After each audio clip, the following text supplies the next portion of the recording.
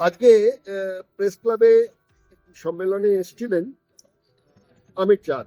নতুন করে পরিচয় আর দেবো না, ইতিমধ্যেই তিনি কিন্তু নায়ক হয়ে গেছেন তার কাজের জন্য, এবং সপরিবারে তিনি প্রমাণ করেছেন যে আন্দোলনে সপরিবারেও কিভাবে থাকা যায়। এ ব্যাপারে অবশ্য ওনার স্ত্রী এবং যারা পরিবারের বাকি যা আছে প্রত্যেকের সহযোগিতা উনি পেয়েছেন বলে অমিত চাঁদ এগিয়ে যেতে পারছেন। আচ্ছা, আপনার কাছে আমার একটাই প্রশ্ন, সেটা হচ্ছে যে এই যে ঘটনাটা ঘটলো, কোনো কোনো ক্ষেত্রে বলা হয়েছে যে আপনাদের পরিবারের তরফ থেকেই কেউ এটা অভিযোগ জানিয়েছিলেন, মানে পরিবারের একটা অশান্তির কারণে, এরকম একটা কথা বলা হয়েছে। এটা কি ঠিক? না, পরিবারেতে কেউ অভিযোগ করেননি। এটা হচ্ছে অভিযোগ যা করার করেছে পাড়ার ওই যে 10-11 জন ছেলে, এরাই করেছে।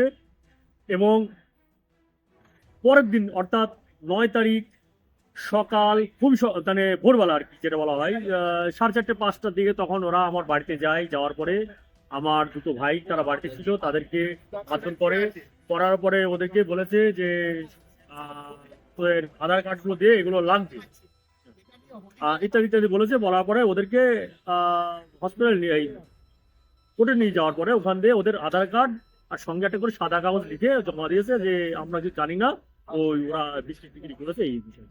এটা হচ্ছে পরের দিন, অর্থাৎ যেখানে আমাকে অলরেডি আমার এগেনস্টে গ্রেপ্তারি জারি হয়ে গেছে বা কোর্টে আমাকে দিয়ে দিয়েছে। তো সেখানে নতুন করে তারা অভিযুক্ত করলো কোথায়? আমাকে তো অভিযুক্ত রাত 1টার সময় করেছে ওই যে 10-11 জন যারা ছিল তা এবং তাদের পরিপ্রেক্ষিতে হয়েছে। ওই অভিযোগের মধ্যে, অভিযোগপত্রের মধ্যে অন্য কারোর নাম নেই। আর দ্বিতীয়ত হচ্ছে আমার যে ভাই যারা করবে তারা তো অলরেডি আগে থেকে জানে। আমার ছোট ভাই সে হায়দ্রাবাদে ছিল, সে রাত 10টার দিকে বাড়ি ঢুকেছে এবং তার ওয়াইফ ছিলেন আমাদের সঙ্গে। সবকিছু সবাই জানে এবং ছোট ভাইয়ের সঙ্গে ফোনে কথা বলে। এবং মেজো ভাই যেটা বলছিল সেও আমার সঙ্গে ছিল এবং ওখানে সই করেছে। মেজো ভাইয়ের ওয়াইফও ছিলেন, আমার অন্য যে বোন তারাও ছিল। তারা যেটা হচ্ছে ছোট বোন তখন আসেননি, তারপরে এসছে। তো সেও বলেছে ঠিক আছে, তোরা যেটা ভালো বুঝেছিস সে করেছি, এতে আমরা আর কি বলবো। সবচেয়ে বড় কথা যেটা হচ্ছে পুলিশ আপনাকে যে নিয়ে যাওয়ার পরে তো একবার আপনার সঙ্গে কথা বলবে, কিন্তু আপনি জানাচ্ছেন যে পুলিশ আপনার সঙ্গে কোনো কথাই বলেনি না, এই ব্যাপারে। ওই এই ব্যাপারে আমাকে যখন 8টার সময় যখন থানার মধ্যে ঢোকায়, তারপরে থেকে অন্যান্য পুলিশ কর্মী যারা আছেন তারা একই কথা বলছেন, আপনি ভালো কাজ করেছেন, আপনাকে ছেড়ে দেওয়া হবে, কোনো সমস্যা নেই। সবার একই কথা। এবং ঠিক যখন 1টার সময় যখন আমার বিরুদ্ধে এফআইআরটা এসআই সাহেব করতে বলেছেন, তখন পুলিশ কর্মীরাই আবার বলছে জানি না এসআই সাহেব কি বুঝলেন। একই কথা, সবার কথা, জানি না এসআই সাহেব কি বুঝলেন। তো জানি না এর ভিতর থেকে তাহলে উনি কোন স্বার্থে তার যে সহকর্মী তাদেরকে না জানিয়ে তিনি নিজে নিশ্চয়ই এর মধ্যে নিজের স্বার্থ চরিতার্থ করার জন্য এটা করেছে। আচ্ছা, স্বার্থের কথাই যখন বললেন তখন জিজ্ঞাসা করছি আপনাকে যে আপনি কি এই গণ আন্দোলনে যেটা জড়িয়ে থাকেন এবং এই চক্ষুদান বা দেহদানের প্রচারের কাজেও আপনি থাকছেন, তার পাশাপাশি শুনছি যে আপনি ওখানকার যে নদী ভরাট এবং জলাশয় ভরাট এবং বালি তোলা এগুলোর বিরুদ্ধে আপনি অনেক আন্দোলন করে সেগুলোকে আটকেছেন। সেক্ষেত্রেও কি আপনার মনে হয় যে কোনো যোগসাযোগ থাকতে পারে সেই আপনার বিরুদ্ধে ক্ষোভটাকে এইভাবে কাজে লাগানো হলো? হ্যাঁ, এটা থাকতে পারে। মানে এর যে সঠিক কারণ আমি কিন্তু কিছু বুঝতে পারছি না। মানে একাধিক অনুমান। হ্যাঁ, এবার এখনো পর্যন্ত যে জায়গাটা রয়েছে, এই যে 10-11 জন ছেলে যারা আমার এগেনস্টে গিয়েছে, এদেরকে যদি সামনে নিয়ে আসেন, তো ওরা বলতে পারবে না যে ওদের পার্টিকুলার কোনো ক্ষতি করেছি কিনা আমি বা আমার পরিবার, কিন্তু বলতে পারবে না। কিন্তু আমি ওদের কি কি উপকার করেছি তার লিস্ট দিতে পারি, বা ওদের ফ্যামিলি, ওই ব্যক্তিদের বা ওর ফ্যামিলির কি কি উপকার করেছি সে আমি লিখে দিতে পারি। এবং হচ্ছে আমি ব্যক্তিগতভাবে আমার কোনো শত্রু নেই। আমাকে সবাই শত্রু ভাবতে পারে, কিন্তু আমার কোনো শত্রু নেই। আগেও ছিল না। ছোট্ট ছেলে সেও নাকি এখন ট্রমায় ভুগছে, সে বলছে আমি বাড়ি যাবো না, বাড়ি গেলে আমার চোখ তুলে নেবে। হ্যাঁ, সেও ওই আতঙ্কে রয়েছে, তাকেও এরকম ভাবে উল্টো পাল্টা বলেছে হুমকি। এবার ওই জন্য সেও এখন আতঙ্কে রয়েছে, সে এখন মামার বাড়িতে রয়েছে, শ্বাস পাচ্ছে না। এবং হচ্ছে আমাকেও বা আমার ওয়াইফকে দেখেও অনেক টোলটিটকারি করছে। এখন চলছে। কোন প্রশাসন বা স্থানীয় শাসক দলের যারা থাকে বা কর্পোরেশন মিউনিসিপ্যালিটি যারা থাকেন, পঞ্চায়েতে যারা থাকেন, তারাও কেউ আসেন না, তারা কেউ আসেনি।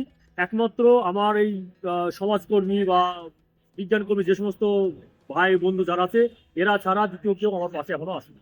এবং হচ্ছে সৌজন্যবোধভাবে অন্যান্য যারা সাধারণ মানুষ তারা এসছেন, কিন্তু কোনো কি বলবো জনপ্রতিনিধি বা অন্যান্য যারা আছেন তারা কেউ এখনো আমার সঙ্গে কোনো কথা বলেনি।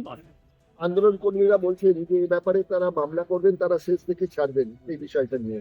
সেখানে যারা যারা আপনার আক্রমণ করেছে বা যারা যারা আপনার বিরুদ্ধে ষড়যন্ত্র করেছে সেই যে তালিকা, সেই তালিকার মধ্যে কি এই যে পুলিশের দায়িত্বে যিনি ছিলেন, যিনি আপনার সঙ্গে কোনো কথা না বলে লক আপ করে দিলেন, তারপর তিনি কোর্টে চালান করে দিলেন, তার নামটাও কি যুক্ত হবে? হ্যাঁ, ওনার নামটা আরো প্রথমে যুক্ত হবে। কারণ হচ্ছে অভিযোগ যারা করেছে তারা জেনে হোক অজান্তে হোক করেছে বা যে কারোর কোনো অভিযোগ আসতেই পারে, কিন্তু সেইটা ক্রস চেকিং করার দায়িত্ব যিনি আছেন সেই আইসি সাহেব, উনি কেন আমাকে ক্রস চেকিং করলেন না বা আমার কাছে কোনো ডকুমেন্ট চাইলেন না?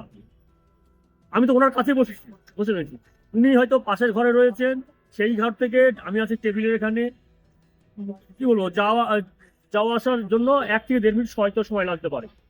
সেই জায়গাতে আমাকে ডাকতে পারতেন বা উনি আমার কাছে আসতে পারতেন। তাহলে ততক্ষণ পর্যন্ত আপনার মায়ের দেহ বাড়িতেই রাখা না, ছিল?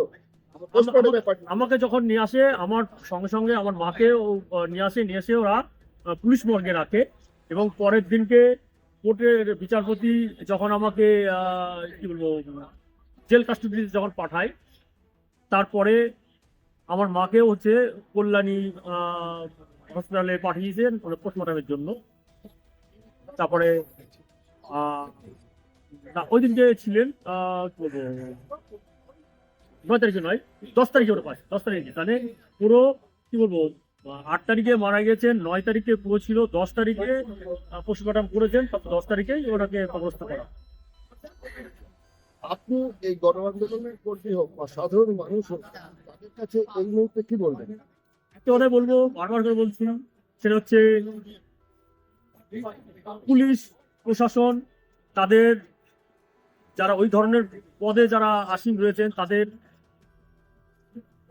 একটু ভালো করে, যেই আসুক না যে অভিযোগটা আসুক না, ভালো করে স্টাডি করে তারপর পদক্ষেপ করা উচিত, যেন সাধারণ মানুষের কোনো কি বলবো হ্যারাসমেন্ট যেন না করা হয়। আইন নিয়মের কথা বাদ দিচ্ছি, শেষ প্রশ্ন, আপনি কি মানবিক যে অমানবিক ঘটনা ঘটেছে সেটার ব্যাপারে কি মুখ্যমন্ত্রীর কাছে আলাদা কোনো চিঠি লিখেছেন বা তার কাছে আপনি কিছু আশা করছেন? হ্যাঁ, আমি সে চিঠি লিখিনি, সেটা আপনাদের বিভিন্ন মিডিয়া বন্ধুদের মাধ্যমে আমি বারবার করে মাননীয় মুখ্যমন্ত্রীর কাছে অনুরোধ করছি যে এই যে 10-11 জন হামলাকারী, এদের এগেনস্টে এবং ওই যে কোতোয়ালি থানার আইসি তার এগেনস্টে ইমিডিয়েট আইনি পদক্ষেপ দিয়ে তাদের শাস্তি পায় সেই ব্যবস্থা গ্রহণ করুন। গ্রহণ করলে পরে শুধু আমি নয়, আমাদের এই যে সমাজকর্মী বা বিজ্ঞান কর্মী যে সমস্ত বন্ধুরা আছে সবার পক্ষ থেকে আপনাদের ধন্যবাদ, অসংখ্য ধন্যবাদ জানানো হবে।